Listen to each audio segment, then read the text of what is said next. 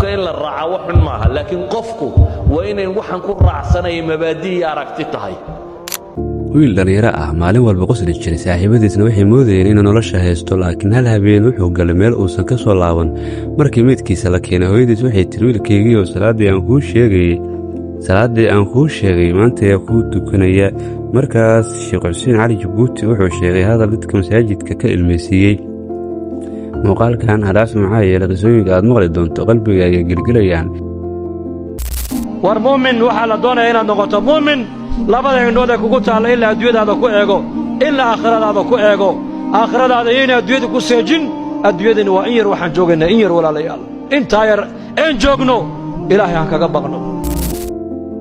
assalaamu calaykum walaalayaal kusoo dhawaada janalka buluusi maanta waxaan idiin haynaa qisooyin qalbiga gelgelaya oo sheegay sheekh xuseen cali jabuuti haddii aad jeceshahay muxaadarooyinka qalbiga taabanaya sabskribe saar janalka nebigu dhoobada iyo arlada iyo turaabke bal nebigu bini'aadamkuu ku dadaalay quwaddiisii iyo fikirkiisiina wuxuu ku bixiyey siday bashariyaddu u islaaxda siday bashariyaddu ilaahay u garataa dadkana sidee bay ilaahay ugu dhowaadaan dadku sidee bay ilaahay abuuray cilaaqa ula yeeshaan taasuu nebigeennu ku dadaalay calayhi salaatu wasalaam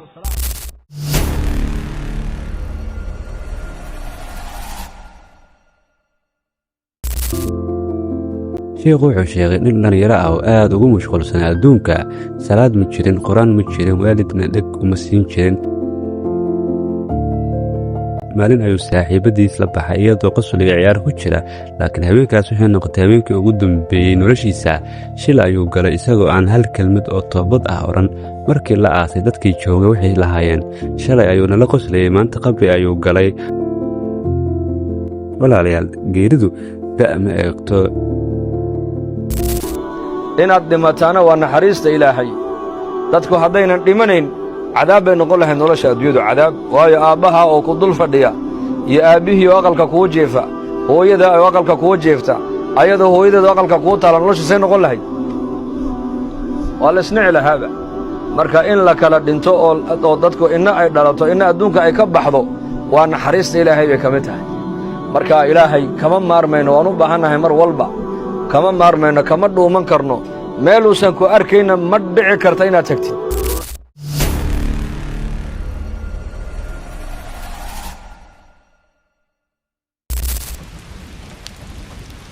sheekh xuseen cali jabuuti wuxuu sheegay nin waayeel ah oo masaajidka safka hore joogay maalin ayuu imaamku waayey dadkii waxay maqleen in odaygii geeriyooday isagoo sujuudsan subxaan allah dad baa sariirta ku dhinta dadna waxay ku dhintaan sujuud sheekhu wuxuu yidhi qof walba sida u noolaada ayuu u dhintaa habeen saddexaad baan xawdkaan u baxnay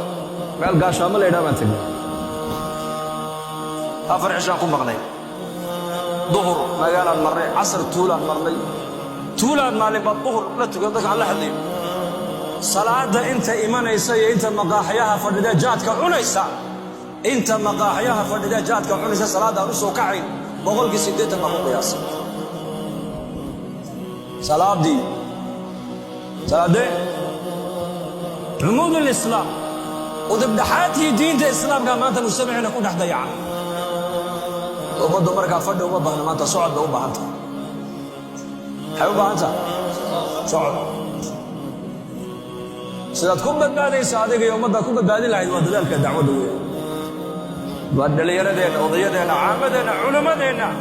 waa inaan gacmo intoon isqabsanno diinta dadaalkeenna ugu wada kacna ayaa u diyaaradeen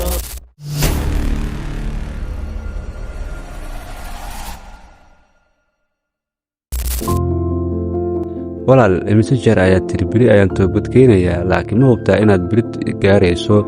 qabriga hadda waxaa jiifaa dad qorshaynayay beri dunidu waa safar gaaban aakhirana waa hoyga dhabta ah dadow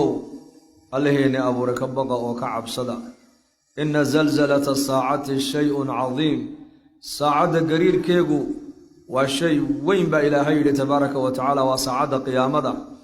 yowma tadhalu kulla murdicatin cama ardacat وتضع كل ذات حمل حملها وترى الناس سكارى وما هم بسكارى ولكن عذاب الله شديد بإلهي تبارك وتعالى يا أيها الناس اتقوا ربكم ضدوا اللهين أبو كبق إلهي كعبسو وإن إلهي كعبسون waxaa la gartaa markaad keligaa meel aad joogto dadka dhexdooda ilaahay inaad kaga cabsataa way fududahay laakiin keligaa markaad meel aad joogto ilaahay inaad ka cabsataa taasaa adag maxaa yeelay qofka muuminkaee taqwada leh waxaa la gartaa khalwadiisa markuu keligii yahay ayaa la gartaa siduu ilaahay uga baqaayo saacadda qiyaamadaa soo socoto qur-aanka ka warramoo la yidhi dhulkoo dhan baa gariiri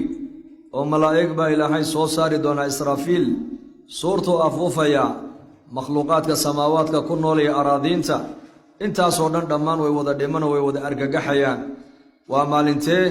waa maalinta tii ilmaha naaska nuujinaysay ilmaheega maarataane way tuuri doontaa way halmaami doontaa dadka ayaa wada dhacdhacaya baa ilaahay yidhi oo waxaa loo malaynayaa sakaaro inay yihiin sida kuwa sakhraansan ay la dhacdhacaan bay la dhacdhacayaan sakrad maaha waxay la dhacdhacayaan baa ilaahay yidhiye cadaabka ilaahay baa daran baa laleeyahay cadaabka ilaahay baa daran maalinkaas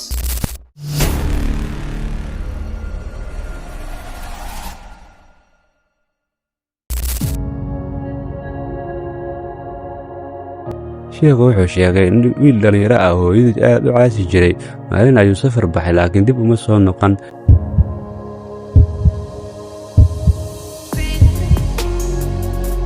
hooyadiis marka meydka la keenay waxay qabriga adkiisa ku tiri wiilkaygiiyo hal mar oo kale ii yeer dadkii meesha joogay way wada ooyeen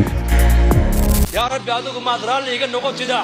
makhluuqa kale haba ii caroodaane yaa rabbi adigu maad ii macaanaatid oo munaajaadkaagu muu ii macaanaado oo salaadaadu ma ii macaanaato oo qur-aankaagu muu ii macaanaado oo daacaddaadu ma ii macaanaato oo dikrigaagu muu ii macaanaado nolosha inta kale haba igu qadhaadhaatee yaa rabbi adu haddaad raalli iga noqoto bay tidhi waxaan garanayaa wax walliba inay ii hagaagayaan waxa adduunka dulaalana waa turaab turaabna turaabubbuu ku noqdaaye gaadhiga quruxda badan aad arkaysa maxaa laga sameeyey turaab qasriga gasar waxaa laga sameeyey turaab dharka quruxda badan leh waa turaab gabadha quruxda badan leh waa turaab ilmahaagu waa turaab lacagtaadu waa turaab cuntada macaan waa turaab wa kullu alladii fawqa turaabi turaabu yaa laytanii kuntu turaaba waxa lii waxa adduunka dulyaaloo dhan waa turaab turaabna waa lagu celin doonaa minhaa khalaqnaakum wa fiihaa nuciidukum wa minhaa nukhrijukum taaratan ukhraa baa ilaahay yidhi ayuha albashar basharkan hadlayee socdow adigaagan dhan jidhkaagan dhan lafahaagan iyo dubkaagan iyo dhiiggaagan iyo malaxdaadan iyo uuskaagan ciiddaasaa naga samaynay baa ilaahay yidhi ciiddaana nagu celini doonnaa mar dambana ciidda naga soo saari doonnaa baa ilaahay haddii muuqaalkan qalbigaaga wax ka bedel walaal sheergaree waxaa laga yaabaa qof kale inuu ku toobad keeno sabskribe saar janalka si aad u hesho qisooyin iyo mucaadalooyin qalbiga taabanaya allah qalbiyadana ha hanuuniyo aamiin qofka in la raaca wax xun maaha laakiin qofku waa inayn waxaan ku raacsanaya mabaadi'ii aragti tahay laakiin hadday noqoto inaannu isku reernahay inaan ku daba socdo